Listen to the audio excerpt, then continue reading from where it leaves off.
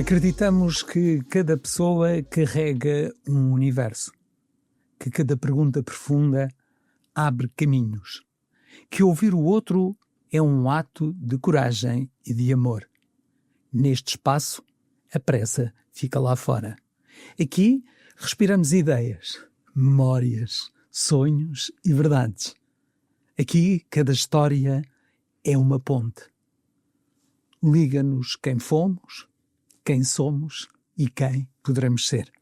Bem-vindos às Conversas Fora da Caixa, onde a inspiração encontra a humanidade e onde o ser humano é o primeiro passo para transformar o mundo. O meu nome é Joaquim Severo Duarte e hoje, nas Conversas Fora da Caixa, recebemos uma convidada cuja essência inspira coragem, sensibilidade e uma verdadeira sede de evolução. Ruth Coelho é um exemplo de alguém que abraça a mudança com facilidade, aprende cada etapa da vida e, acima de tudo, nunca desiste. A Ruth convida-nos sempre a mergulhar no autoconhecimento, a ouvir a nossa verdade e a reencontrar-nos com o que realmente importa. Palavras que não cabem em mim. No único lugar que importa. Ouve-te, ama-te, reconquista-te.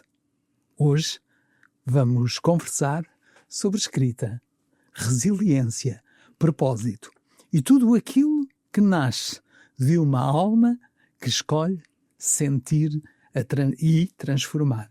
Sejam muito bem-vindos a esta conversa fora da caixa. Garantidamente não vai deixar ninguém indiferente. Bem-vinda, Ruth, a esta nossa conversa. É um gosto receber-te aqui, neste espaço, um espaço em que vamos conversar de uma forma tranquila, trazer algumas mensagens em função disso. Eu quero vos dizer que nós podemos encontrar na vida pessoas que de uma forma simples, poderosa e muito significativa nos marcam. A Ruth encontrei-a há cerca de um mês, sensivelmente, mas marcou e permitiu que eu a convidasse para poder estar aqui neste espaço. Começando aquela pergunta que é simples, fácil, mas por vezes de resposta difícil. Quem é a Ruth Coelho? Bom, antes de mais eu preciso agradecer o convite porque para mim é de facto uma honra estar aqui convosco. Sim, nós conhecemos há coisa de um mês e o impacto foi muito grande e eu acho que foi mútuo, não foste só tu que sentiste essa ligação. Quem é a Ruth? Sabes que essa tem sido a pergunta mais difícil que me fizeram desde que eu me conheço por gente. Sinto que andei um tempo perdida à procura do meu lugar e hoje a Ruth é uma mulher que não baixa os braços, não dá. Eu não consigo imaginar a minha vida a desistir do que quer que seja. Quando alguma coisa já de facto não é para mim, então eu simplesmente mudo de rumo. Quem sou eu? Acho que eu sou uma corajosa. Porque aprendi a aceitar os desafios que a vida me vai trazendo, aprendi a olhar para as oportunidades que surgem e eu acho que é preciso coragem para isso, para fazermos isso, não é? Sou uma romântica, ainda me considero uma romântica e sou o resultado de muitas saudades que eu carrego. Muito bem. Olha, Ruth, vamos recuar alguns anos atrás. Vamos àquele momento em que aquela Ruth, que provavelmente brincalhona, sabe-se lá, como é que era aquela miúda? Olha, a Ruth deu muito trabalho. A Ruth deu muito trabalho. Eu acho que hoje, à distância dos anos que já passaram, foram muitos. eu sinto uma necessidade muito grande de agradecer aos meus pais, porque de facto eu dei mesmo muito trabalho, muito. Eu sou a filha mais nova de 3 e os meus irmãos eram 2 rapazes e nós vivíamos naquele conceito de que as meninas tinham que ficar em casa ao pé da mãe e as meninas não podiam ir para a rua brincar com os rapazes e jogar à bola e andar de bicicleta, e era tudo aquilo que eu queria fazer. E eu saía de casa às escondidas da minha mãe para poder dar lugar àquilo que a minha vontade me dizia, e era isso, era sair para a rua. Eu fui e acho que até bastante tarde, na infância e depois na adolescência, eu fui o que as pessoas me diziam, eu era uma rebelde. Porque ficar em casa era doloroso, e se ficasse eu perguntava das boas.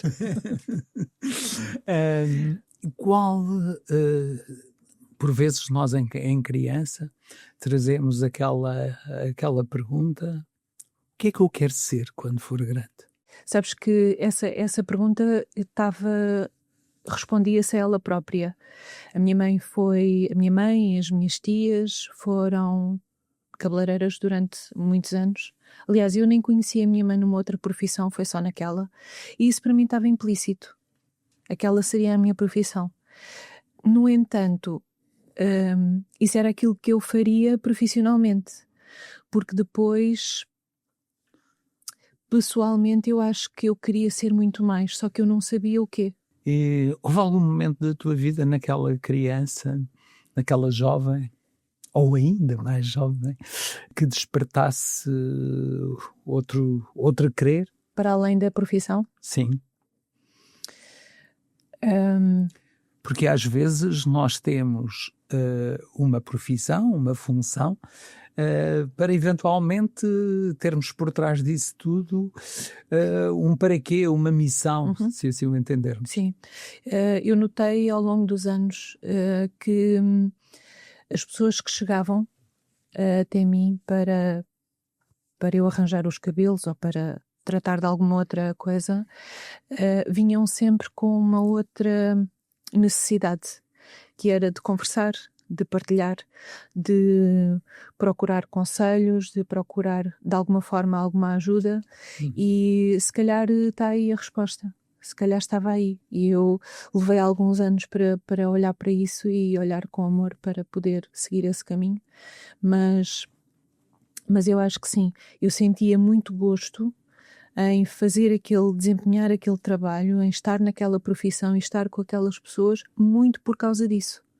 Muito por causa da partilha que existia, por causa da própria intimidade que acabava por existir nas conversas e que levavam a que as pessoas saíssem mais leves, mais alegres, com um sorriso no rosto, quando muitas vezes chegavam tristes e sisudas por causa de alguma situação que tinham vivido. Quer dizer que as tratavas por fora e por dentro? Sim, sim. Aliás, o meu salão, o salão que eu tive durante muitos anos, chamava-se Da Cabeça aos Pés.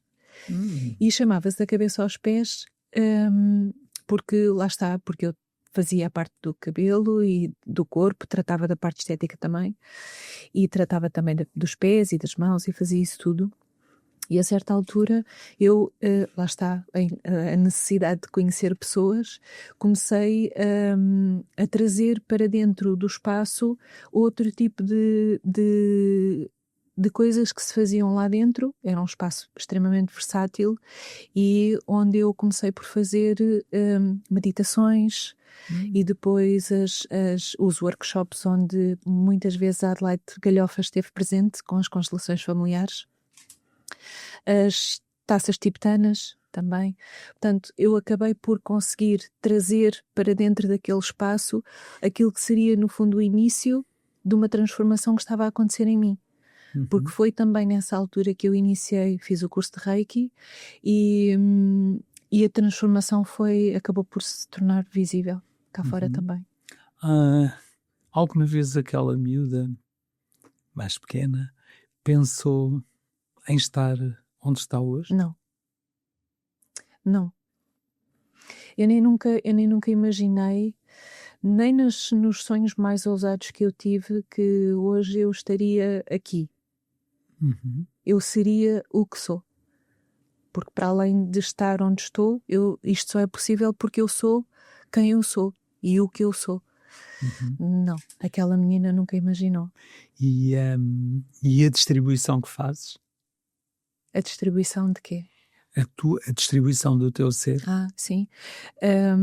Sabes que a parte da comunicação é muito importante para mim.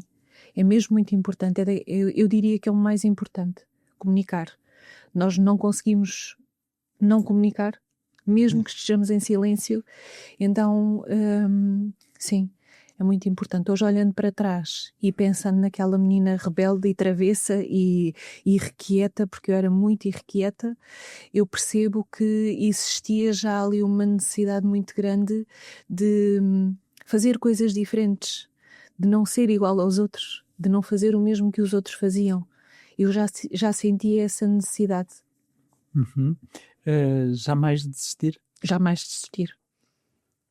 Ela já tinha? Já. Eu posso dizer que aquilo que as brincadeiras normais que os meus irmãos faziam em conjunto e com os amigos, o andar de bicicleta, por exemplo, eu aprendi a andar de bicicleta sozinha. Uhum.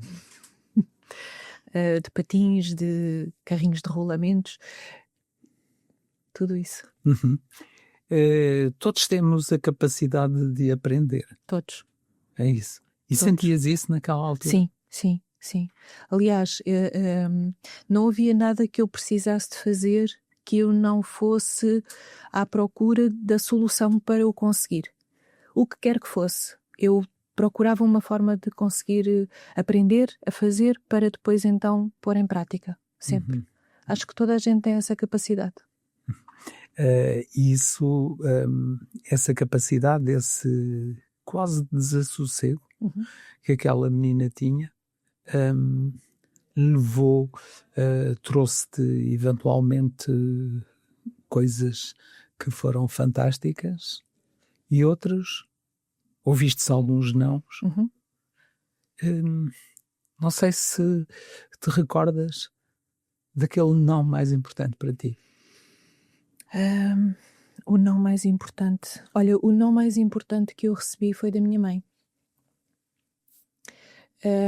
Eu tinha 13 ou 14 anos e eu disse à minha mãe que eu queria deixar a escola. Que eu queria trabalhar, eu queria produzir, eu queria ser útil de alguma forma. E parecia que eu sentia que na escola não estava a ser útil, estava só ali. E na minha ideia, aquilo que iria acontecer é que a minha mãe, tendo ela um salão de cabeleireiro dela próprio, iria permitir que eu fosse trabalhar com ela e a minha mãe disse-me que não. Ela deu-me o jornal, na altura nós procurávamos trabalho assim, deu-me o jornal para a mão e disse-me para eu procurar trabalho. E eu, teimosa, fui à procura de trabalho. Foi o não mais importante, porque se eu tivesse ficado debaixo da saia dela, eu jamais teria enfrentado as dificuldades que enfrentei, não teria conhecido as pessoas que conheci neste percurso e que foram muito importantes para o resultado, para aquilo que eu hoje sou. Para aquela menina, aquele não foi determinante. Sim, na altura foi muito duro, porque toda uma indignação e uma revolta. Era a minha mãe, eu estava a sentir uma rejeição da parte dela. E só uns anos depois, é que eu compreendi o amor que estava naquele não. Uhum. Olha, para quem nos escuta, para quem nos vê, fica aqui esta pequena reflexão, quanto importante é um não, aquele que provoca uma dor e que provavelmente a seguir traz um prazer. Quem sabe? Por isso, observa bem os nãos que a tua vida tem. Não é? Sim, que são extremamente importantes. São.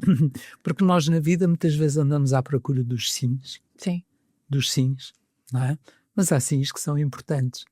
Sim, sabes que aquilo que nós procuramos é aquilo que nós achamos que precisamos, ou para satisfazer o nosso ego, ou porque determinamos que o nosso caminho tinha que ser por ali.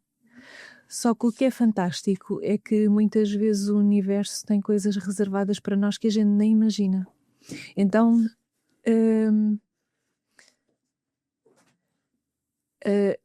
todos os nãos e sims que eu recebi, neste momento eu acolho todos com amor, porque eu percebo que é simplesmente o universo a guiar-me para o caminho certo. Uhum, sem dúvida. Olha, quero convidar-te a ti e a todos os que nos veem e nos escutam a fazermos aqui uma breve pausa. Já estivemos naquela criança, naquela jovem, que o não fez-a alavancar para outros caminhos, aquela que tem a capacidade sempre de aprender com tudo. Mas vamos ver como é que a vida também lhe permitiu aprender. Vamos aí. E então, até lá. Hoje temos connosco a Ruth Coelho, que vamos conhecer ainda melhor o que ela faz e como é que ela nos provoca ser ainda melhores. Até já.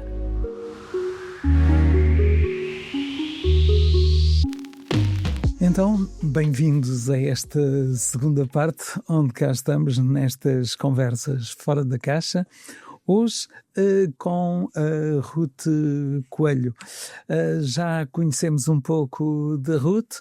Ruth, toda essa rebeldia, posso dizer? Sim, podes. Toda essa rebeldia, essa essência do teu ser, permitiu que hoje faças coisas fantásticas e que nós temos sempre o privilégio de encontrar. Diz-me, quando é que começas a ser ainda mais rebelde para transformares os outros por dentro ou desassossegares os outros por dentro e não tanto por fora? Eu acho que foi quando eu tomei consciência que aquilo que eu escrevia não era para mim. Porque eu achava, quando eu comecei a escrever aqui há uns 10 anos atrás, se calhar mais, eu achava que eu escrevia para mim. E há um dia que eu percebo, por causa das coisas que eu vou recebendo, por causa das mensagens que as pessoas mandam, por causa dos comentários nas publicações das redes sociais, que aquilo que eu escrevia tinha de facto um impacto muito grande nas pessoas que me liam. E havia uma identificação, porque basicamente aquilo que eu escrevo retrata emoções. Eu não escrevo sobre situações, eu escrevo sobre emoções. Eu descrevo aquilo que eu sinto, eu descrevo aquilo que me dói, eu descrevo aquilo que me causa saudade, que me causa alegria. Eu descrevo as emoções e isto é uma coisa que é comum a muita gente. Então, eu acho que essa tomada de consciência surge quando eu começo a perceber, em mais do que uma ou duas ou 10 ou 20 pessoas, que de facto aquilo que eu escrevia tinha um impacto muito grande nelas. Uhum. Vamos recuar um pouco. Aquela miúda, aquela menina, também já escrevia? Aquela menina não escrevia, mas contava histórias fabulosas. Ah, era? Era. Ela tinha, porque lá está, porque eu era muitas vezes advertida pela minha mãe para ficar em casa, para não ir para a rua brincar com os rapazes, porque aquilo não parecia bem, e o que é que os vizinhos iam dizer. E então, quando eu era forçada a ficar em casa, eu punha as minhas bonecas em cima da cama e eu contava-lhes histórias. Ou seja, eu não escrevia nessa fase ainda, mas contava histórias. Depois, na escola, eu tive uma professora de português que me disse que eu escrevia para a idade que eu tinha, para a maturidade que supostamente eu tinha, eu já escrevia as histórias com muito contexto, com o início, o meio, o fim, tudo muito bem estruturado. Uhum. Há pouco falavas na dita rebeldia. Ouvi dizer que um dos maiores defeitos era a falta de filtros. Sim. É. Acho que ainda hoje, porque as pessoas esperam ouvir aquilo que fica bem. As pessoas esperam ouvir a palavra de condescendência, o passar a mão, entendes? Sim. E na maioria das vezes eu não faço isso. Claro. Eu digo aquilo que muitas vezes custa ouvir, porque a gente não pode... Para poder haver uma transformação, nós precisamos de perceber que nem sempre as palavras de condescendência, aquelas palavras de aceitação e de carinho são as mais próprias. Então sim, é preciso às vezes deixar o filtro em casa e mostrar a rebeldia também aí. Sim, e essa rebeldia, queiramos ou não, pode fazer a diferença na vida do outro. Quantas vezes, tu que estás aí desse lado, já ouviste coisas que não gostastes naquela altura, mas provavelmente era aquilo que estavas a precisar de ouvir. E houve alguém, como a Ruth Coelho, que teve a coragem. Não é? Às vezes é preciso ter coragem. É verdade. Não é? Para tocar. É porque isto depois, o que é que acontece? Quando nós dizemos aquilo que o outro não está à espera de ouvir, ou aquilo que sabemos que ele não vai gostar de ouvir, corremos o risco de haver dali uma revolta, da pessoa ficar aborrecida, da pessoa ficar melindrada, sensibilizada, deixar de ser amiga, se é que alguma vez foi, não é? Mas, portanto, é um ato, eu acho que é um ato de coragem dizer aquilo que a gente pensa. Sim. Por vezes podemos não dizer o que pensamos com algum receio de rejeição? Sim, muitas vezes. Eu acho que eu própria já fiz isso. Hoje em dia já não faço. Mesmo a nível profissional, já não evito de dizer aquilo que eu penso. Mas já o fiz muitas vezes. Uhum. Já. Isso poderemos considerar quando nós temos o receio de dizer para não sermos rejeitados, podemos considerar que é falta de alguma coisa interna em nós? Falta de aceitação nós próprios? Amor próprio? Sim, a ferida da rejeição é uma ferida que vem muitas vezes de muito pequeninos. Uhum. E eu acho que o único lugar onde a gente pode curá-la ou tratá-la é em terapia. Claro. Ponto, não há hipótese. Agora, o facto de muitas vezes não conseguirmos lidar com a rejeição dos outros já numa fase adulta, por causa das coisas que a gente diz, por causa de expressarmos a nossa opinião ou a nossa vontade, porque às vezes não tem só a ver com a opinião, não é? Tem a ver com vontade também. Sim, se calhar estamos destinados a percorrer um caminho mais solitário. Uhum. E sentes que é importante nós voltarmos para dentro e criarmos aquilo que poderemos dizer que é o conhecermos a nós próprios? Sem dúvida. Amarmos-nos a nós próprios? Uhum. Será que nós andamos muitas vezes a amar os outros Sim. E não nos amamos a nós? Eu diria que a maioria das pessoas está nesse registro, porque nós preocupamos-nos por ser aceites pelos outros, preocupamos-nos por ter a validação dos outros, por fazer aquilo que os outros esperam para que fique tudo bem, para que as pessoas gostem de nós, para não haver conflitos, e esquecemos de que o facto de fazer tudo em prol dos outros, pelos outros, com os outros, deixa-nos a nós de parte para um segundo ou terceiro lugar e ficamos esquecidos, basicamente. Caso para dizer, não te esqueças de ti próprio, não é? Ou de ti própria. A questão aqui, começas todo este desenvolvimento dentro de ti, começa também com ires procurando algumas ferramentas para poderes crescer. Sim. Eu acho que o meu percurso iniciou quando eu tinha cerca de 29 anos. Foi-me diagnosticada uma doença que não tinha cura. Supostamente não tinha cura. E na altura o diagnóstico foi muito cruel, foi muito duro. o médico dizia que eu não ia conseguir trabalhar, eu não ia conseguir brincar com os meus filhos, eu não ia conseguir levar uma vida dita normal. E a rebeldia que existia em mim disse não, não pode ser. Eu recuso-me com esta idade e tendo em conta o espírito que eu tenho de uma pessoa ativa, de uma pessoa proativa e sempre com sede de aprender e de fazer, eu recuso-me a ficar numa cama à espera da benevolência dos outros. Não, não. Então foi nessa altura que eu decidi procurar outro caminho. E eu acho que foi aí que começou, sim. A persistência, o foco, sim, teimosia, sim, sim, tudo isso leva para a frente. Para a frente. E a resiliência. Resiliência. Se pudermos deixar aqui em rodapé, podemos deixar a coragem, sim, persistência, resiliência. Subscreves? Sim.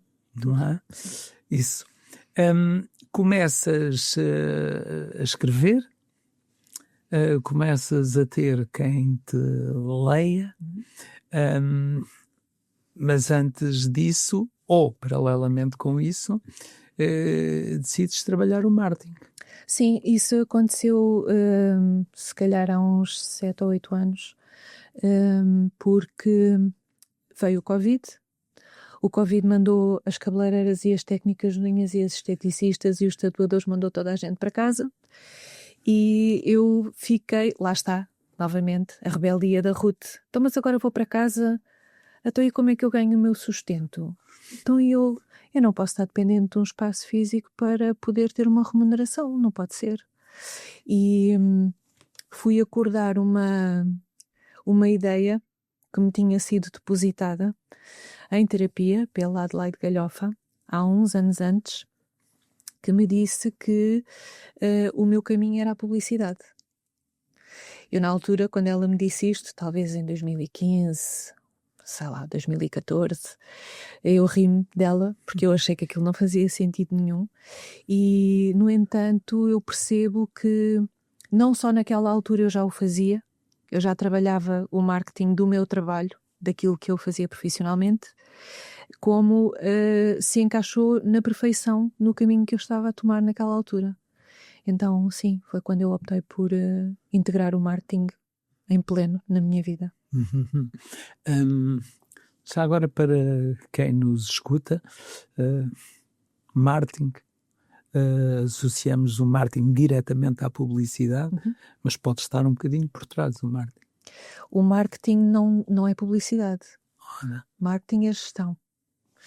O que acontece é que dentro de uma das vertentes do marketing está a publicidade, mas o marketing não é publicidade, só por si só não é. Não, ele é gestão. Ou seja, é necessário fazer uma gestão completa daquilo que é uma marca, uma empresa ou o que seja que se queira divulgar. E dentro dessa gestão são asseguradas uma série de vertentes relacionadas com aquela marca, com aquela empresa, seja o que for. E a publicidade é só uma delas. Entretanto, aparece palavras que não cabem em mim. O único lugar que importa, e antes também ouve-te, ama-te, reconquista-te. São algumas obras que a Ruth Coelho tem. Provavelmente, e é certo, vamos falar delas já a seguir. Gostava só, antes de palavras, aliás, o único lugar que importa. Esquecemos agora a obra e vamos... Qual é o único lugar que importa? É cá dentro. Dentro de nós? Sim, é cá dentro. Porque é lá que a gente encontra as respostas, que muitas vezes procuramos lá fora, elas estão cá dentro. É lá que nós encontramos as soluções, muitas vezes nós procuramos nos outros o amor, procuramos nos outros a validação, o respeito, e esquecemos-nos que nós temos a capacidade de ter tudo isso dentro de nós. E a verdade é que quando nós exercemos todas estas competências, porque são competências, acaba por se mostrar do lado de fora e, por sua vez, as outras pessoas também o conseguem ver. Uhum. Se nós nos apresentarmos como uma pessoa que se ama, que é confiante, que tem, trabalhou o amor próprio, que tem estas competências, os outros vão ver isso também. Uhum. Não somos vistos como pessoas inseguras ou com medo. Não quer dizer que eles não existam, atenção. Naturalmente. Então vou-te convidar, a ti e a quem nos vê, a fazermos aqui mais uma breve pausa, porque a seguir acredito que tu queiras, e eu também quero, e quem nos escuta, falar das tuas obras e como é que tu inspiras pessoas à tua volta. Combinado. Fica assim, hoje Ruth Coelho aqui nas Conversas Fora da Caixa. Voltamos já a seguir para descobrirmos estas obras e aquilo que elas levam a cada um de nós. Até já.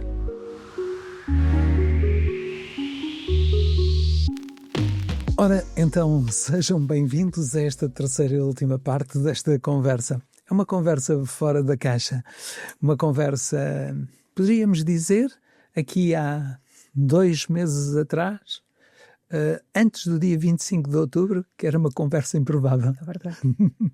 Que era uma conversa improvável. Precisamente porque foi nesse dia, 25 de outubro, que tive o privilégio de conhecer a Ruth Coelho, através da Associação de Coaching e Comunicação, no seu terceiro fórum, que se realizou no Barreiro, e isto a propósito de um amigo em comum, o nosso querido amigo Jorge Dias, não é? Através daí. Ruth, fala-nos um bocadinho da Associação de Coaching e Comunicação e daquele terceiro fórum, que foi maravilhoso. O terceiro fórum foi fantástico. Eu estive presente no segundo fórum, foi quando eu tomei conhecimento da ACC, embora eu já conheça o Jorge há alguns anos. O Jorge foi meu formador da iniciação da APNL, a Programação Neurolinguística, e o segundo fórum foi o que me chamou para dentro da ACC. No terceiro fórum nós tivemos, eu acho que aquilo foi de facto transformador, porque nós percebemos, enquanto associação de comunicação e coaching, que nós temos a capacidade de chegar a muito mais gente. Os temas que nós trabalhámos nesse dia foram incríveis. Tu estiveste lá e conseguiste comprovar. Aliás, o teu próprio discurso que tu fizeste naquele dia foi incrível. Foi mesmo muito bom, foi muito marcante. E eu acho que todos eles, de alguma forma, chegaram, uns de uma forma, outros de outra, mas chegaram a toda a gente. E nós temos, com a associação, nós temos a capacidade de não só chegar a muita gente, mas de ajudar muita gente, porque muitas vezes as pessoas precisam de algum tipo de auxílio, mas não sabem onde encontrar. E na associação nós acabamos por conseguir dar resposta a um sem número de situações onde as pessoas se sentem bloqueadas, onde têm muitos medos, e a associação de facto é muito completa nesse sentido. Eu própria, quando integrei a associação, integrei o clube que eles têm um clube de comunicação e liderança, e foi no clube que eu consegui trabalhar a minha comunicação em público, que era uma coisa que me aterrorizava. Então, sim, no clube, com o Jorge e com todas as pessoas que fazem parte, eu consegui trazer cá para fora uma outra competência, que era a da comunicação em público, porque a parte da comunicação individual, tudo certo, no trabalho, tudo certo também, escrita, fantástico, mas em público era uma coisa que me intimidava um bocadinho. E hoje essa competência está assimilada, continuo a aprender, porque a gente aprende todos os dias, mas foi sem dúvida uma ferramenta extraordinária para mim. Um excelente trabalho que a Associação de Coaching e Comunicação faz na Margem Sul, com o terceiro fórum que foi e há de vir aí o quarto, não é? No próximo ano, que é sem dúvida o maior evento de comunicação e de desenvolvimento humano na Margem Sul. Por isso, se ficastes com alguma curiosidade, visita o site da ACC, Associação de Coaching e Comunicação, que provavelmente vais também, tal qual como vou, ficar surpreendido. Mas agora, retomando a escrita, quando é que começa quando é que aparece o teu primeiro livro? Parece que é um sonho. Em 2023. Sim. O livro aparece em 2023, mas ele começou a ser construído uns anos antes, que foi quando eu comecei de facto a escrever. Eu senti necessidade de explorar essa parte, a parte da escrita, e criei uma página no Facebook, que é Palavras que não cabem em mim. Palavras que não cabem em mim? Sim. Aliás, na altura eu fiz uma publicação a pedir nomes. Eu precisava de nomes para a página, tinha alguns em mente e este foi aquele que ficou. Porquê? Porque eu sentia que eram coisas que eu não podiam ficar só para mim, que eu tinha de deitar cá para fora, tinha que mostrar ao mundo. E fui escrevendo alguns textos, eu escrevia diariamente, e quando eu percebi o impacto que aqueles textos tinham nas pessoas foi quando eu decidi lançar o meu primeiro livro. O primeiro livro é isto, é a compilação de muitos textos que tiveram muito impacto nas pessoas e que eu decidi transformar num livro. Como é que te inspiras, ou como é que te inspiraste para escrever esses textos? Olha, às vezes bastava qualquer coisa que tinha acontecido no dia anterior e que me tinha deixado de alguma forma fragilizada ou alegre, pronto. Por exemplo, posso-te falar de um texto que eu escrevi acerca dos filhos, da necessidade que nós temos de deixar aos filhos um legado diferente daquele que as pessoas acham que é o normal. Normalmente a gente preocupa-se em deixar aos filhos bens e coisas e lá está, os bens materiais, mas mostrar ao filho, ensinar aos filhos que as palavras de amor para com o outro e o sermos altruístas e termos compaixão e empatia é um legado muito maior do que qualquer bem material que se possa deixar. Por exemplo, este é só um exemplo. Claro. E essa compilação desses textos dá origem, então? Ao livro Do Fundo da Alma, para te trazer as palavras que não cabem em mim. Este foi o primeiro. O primeiro livro? Sim. É este mesmo, esse livro. E depois, o que é que vai acontecer? Depois acontece um curso de programação neurolinguística, acontece um curso de educação emocional e nasce o segundo livro, com textos também, textos que são obviamente reflexivos, porque eu costumo dizer que tanto o primeiro livro como o segundo não são livros que se leiam de uma vez só. Há aquelas pessoas que são leitores compulsivos, não é? E que leem o livro de cabo a rabo no instante.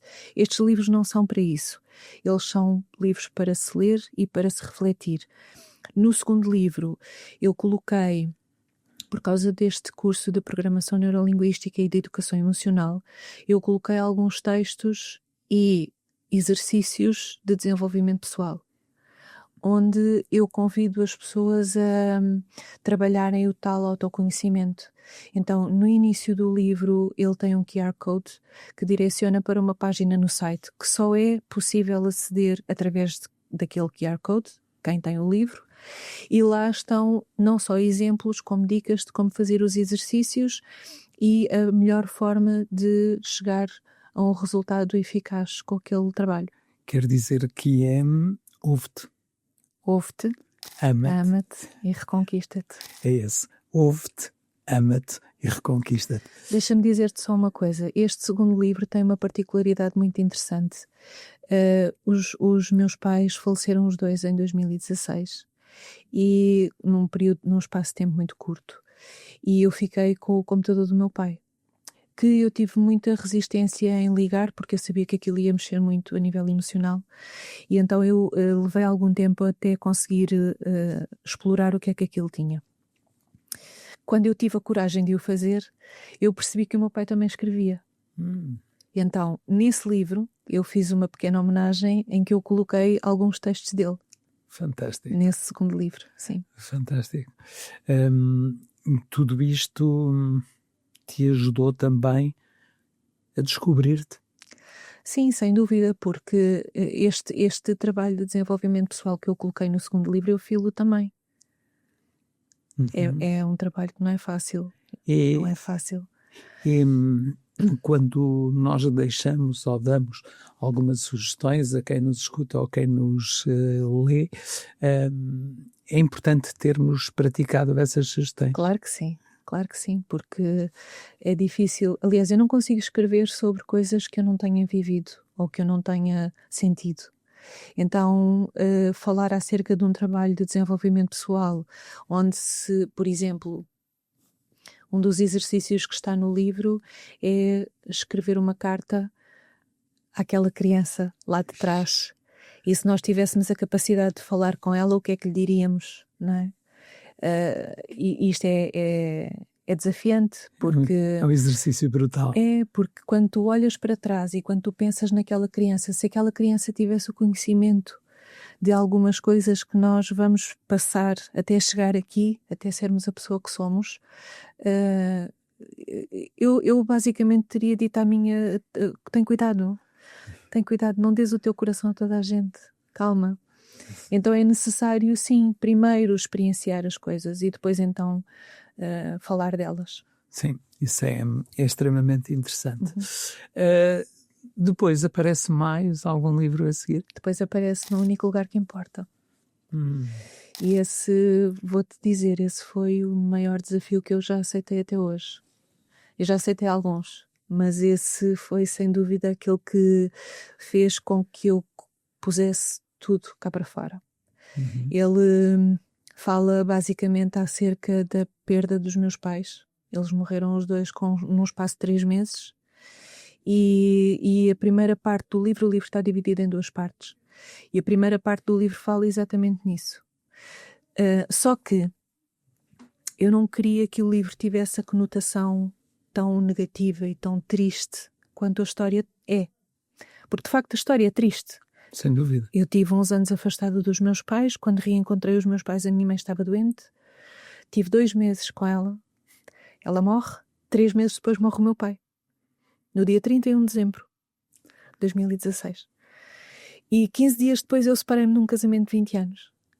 Então há aqui um rebuliço de emoções e de coisas que eu agora senti necessidade de colocar no papel. Claro. E por causa de não querer que as pessoas ficassem com este peso da tristeza, eu decidi que o livro teria que ter uma mensagem de esperança. Então, termina a primeira parte, e eu não posso dizer como é que termina, mas é incrível. Incrível.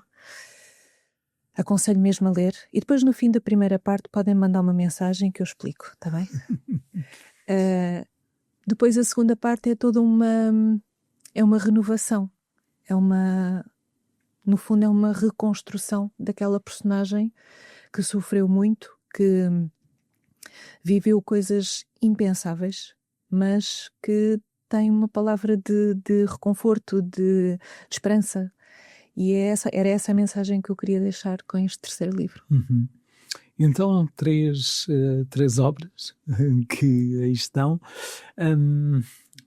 Está na forja, no forno, uma quarta obra? Tá. Aliás, eu tenho mais 2, pelo menos. O meu estou a escrever, que é a continuação deste No Único Lugar que Importa, porque o livro tem a particularidade também de ter 2 finais diferentes. É o leitor que escolhe. E, claro, trabalhando em marketing, a gente sabe que as palavras têm muito impacto. E os dois finais têm títulos. Naturalmente, o título que as pessoas mais escolhem-no por causa do título que ele tem. Pronto. Claro.